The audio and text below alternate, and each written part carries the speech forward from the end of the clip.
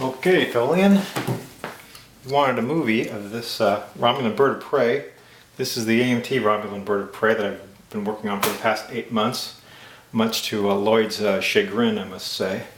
But I think he's going to be pleased with the final result. What you see here is the basic ship, and you can see the bird decal on the underside.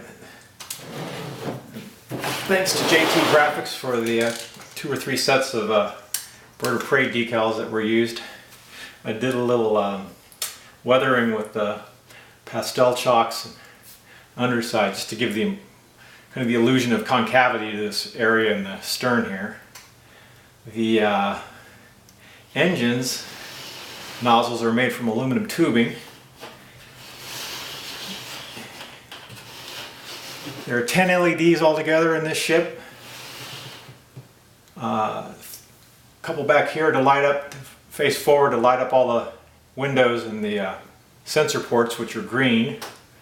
There's a red LED in the plasma torpedo emitter in the center. There's 2 LEDs in each of the 2 LEDs, LED here and an LED in the front and back on each nacelle. There's an LED, 2 LEDs actually in the hangar bay. As you can see here, the hangar bay. I made a battery pack in here. There's 4 watch style batteries inside. 6 volts DC power to power everything up. And I thought, well, since I got a hangar over here, I might as well go ahead and build out the hangar on this side, which I did. And of course, doing that, I needed to have a shuttle to go inside. Actually, it's a fighter. We call this the Talon. As you can see, this is the in-flight mode version. When I got done making the in-flight mode version, I ended up not making the wings flexible, as they would just tend to break off. The wires were so fragile. So I made a spot in the stand for it here. There's also a hole in the rear, and you'll see this in some of the photos I've taken. You can insert this wire into this, so it gives you the illusion that the Talon is launched and is about ready to take flight out of the hangar bay. I'm going to turn the lights on.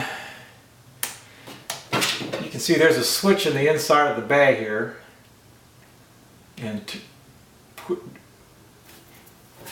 it operates the lights independently. The engines and the center plasma emitter LED and the engine LEDs are tied into this separate circuit, so they can be turned on and off. You turn on the battery pack, and it operates either on battery or by the battery pack. So in this instance, I've just turned on the lights for the ports and the windows, and you can see those here. I don't know how this is going to look on video. Oh, it lights up pretty good. Okay, so as you can see, the spotlights in the shuttle bay light up. The windows on top light up as well as on the front. You can see here the plasma emitter is only dimly lit. There's a couple of acrylic tubes running back to the center white LED in the center of the ship, and these kind of provide a small amount of illumination to the outer 2 of the 2 smaller components of the photon or the plasma emitter light up just barely with the LED, the light tubes carrying the light from the center. But the real better effect is when you push this button in the rear of the shuttle bay here, and it lights up the nacelles, and the plasma emitter really lights up, as you can see there. And I'm quite happy with how these turned out. The engines, I went ahead and inserted, made a round piece and drilled some holes and made kind of a grill to go over the red acrylic rod I used to make the rear of the impulse engines for the nacelle. So these are supposed to be impulse engines to power it at sublight speed. Now this thing has batteries in it, as I said, so I can take this loose from the stand. If I wanted to hang this from fishing line, which I'm going to do with my space backdrop later, I can hang it up with fishing line and power out batteries by pushing this cover to the left here, and then that lights it up without the stand. So no stand necessary to light up. And then I can turn it off by pushing it over here to the right. And then I put it back on the stand. Of course it lights up again because I haven't turned the switch off in the battery box.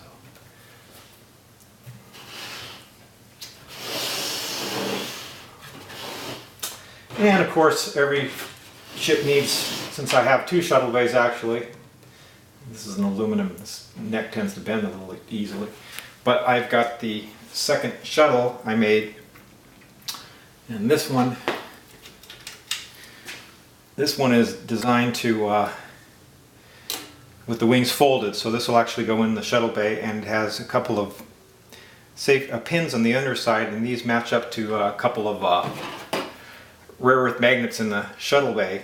So this drops in here, and you can turn this thing upside down and that ship won't fall out at all. See, it's still in place. So there it is with the little shuttle inside the hangar bay.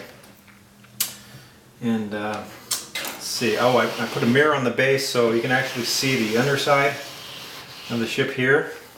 Let's see if you can see that from this angle. Probably not. If I tilt the base up, you can kind of see it. And I thought you'd like that, Tholian, Tom. So you asked about the stand in one of your posts, so hopefully you got to see that in the image. I can't really see what I'm filming while I'm doing this. Again, the neck this neck of this stand kind of likes to bend a little bit, so I try to keep it as level as I can for level flight. And I went to a I don't know if you can see it, probably won't be able to see it on the video, but I went to a trophy shop and I had to make up a stand.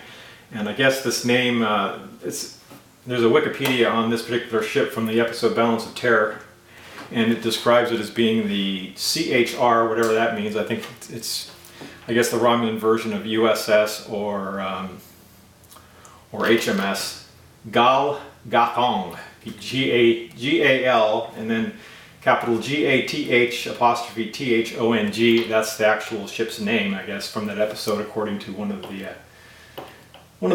the Star Trek game boards, I guess, gave it a name. So I just went ahead and thought that sounded like a pretty cool name, so I would name it that. So that's what I had put on the sign here that goes on the base. So Romulan bird of prey, CHR Gal Gathong, and apparently that's a mountain range on Romulus. Quite spectacular mountain range, I guess, in that regard. So this is the Romulan bird of prey from Balance of Terror.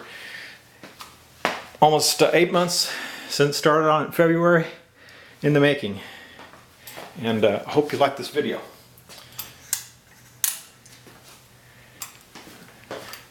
Live long and prosper.